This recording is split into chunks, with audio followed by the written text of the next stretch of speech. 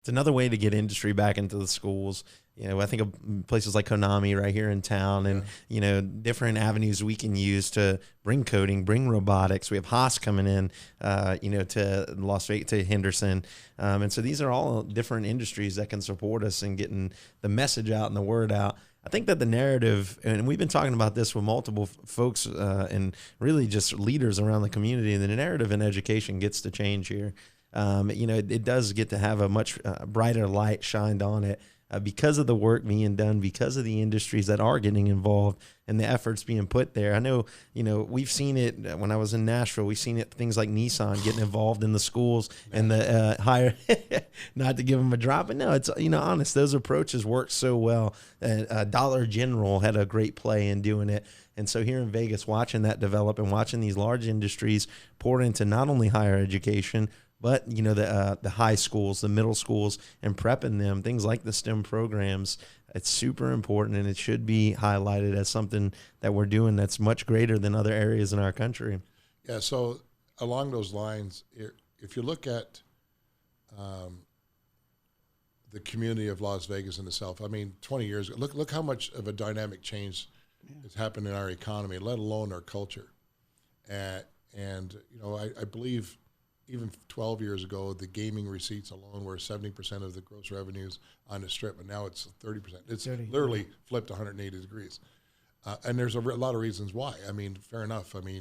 You look at the entertainment value, the restaurants, the hotel rooms, all that kind of stuff. It no longer is gaming as the primary driver to get people to come to Las Vegas. But we reinvented ourselves 3 years ago. You guys remember what happened 3 years ago? Yeah, with the Raiders. Yeah, and the Golden Knights. Golden Knights. Yeah, and we can't forget the WNBA, right? The WNBA are here. The Las Vegas Aces. Yeah, so we have season tickets to that too. Yeah, so you have these professional franchises. You'll have probably an NBA franchise. I'm surprised they haven't announced it yet because I know there's been a lot of discussion. NBA, NBA, you'll have a Major League Baseball franchise probably.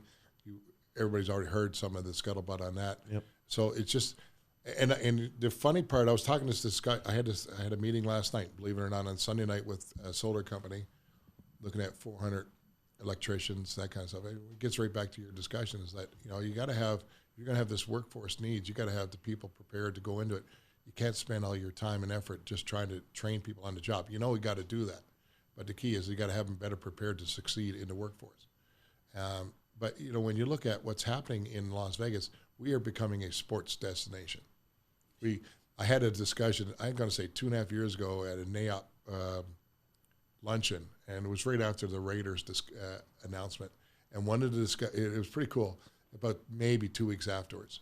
And when one of the questions that was posed to me, kind of like your intelligent question that you asked, the intelligent question, was...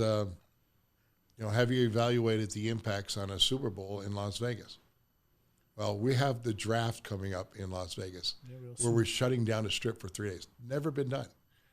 I knew about this back in the fall because that's when it was decided. But thank God now it's finally come out in the public. Now we can talk about it, right?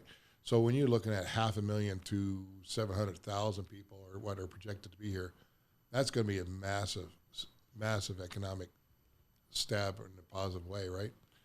But when NAIOP asked the question about the economic impact, and at that time it was in Houston the year before, or a couple months earlier, and I think Minneapolis before that, or whoever, it doesn't matter. And when they look at $140 million influx into an economy, that's a pretty big spike into the economic boom, right?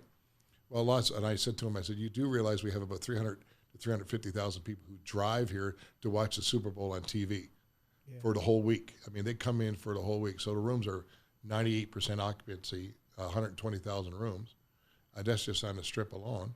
And you're saying, and so when they're talking about the economic impact of a Super Bowl, it won't be that big blip.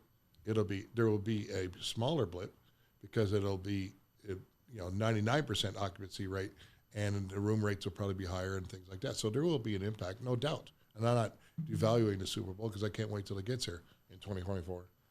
Soon. I just throwing it out there, Mr. Goodell. Just throwing it out there. They put the pressure on him at preview. Yeah. That was the best question. Yeah. He's like, "Are you guys gonna try to, lead me into the next Super Bowl here?" 2024, man, it fits. It fits. It's a leap year too, so we get the extra day. No, it just has nothing to do with it. But the key is that our impact is much greater than what we realize, and it's really gets down to what do you want to try to influence in a positive way. If you want to spend your time in a negative world, I am not your guy at all. But if you want to try to make something happen, whether it's helping get your word out or helping just a child get involved in sports or help a school be more productive and make the connections from industry in there for partnerships or internships or apprenticeships, it's exactly what we're trying to work on. We're behind the curve on it because a lot of blue-collar towns used to have all that. And where Vegas has really dynamically changed its aura over the last several years, it's about time we did that. So we took a leap of faith and tried to just be different.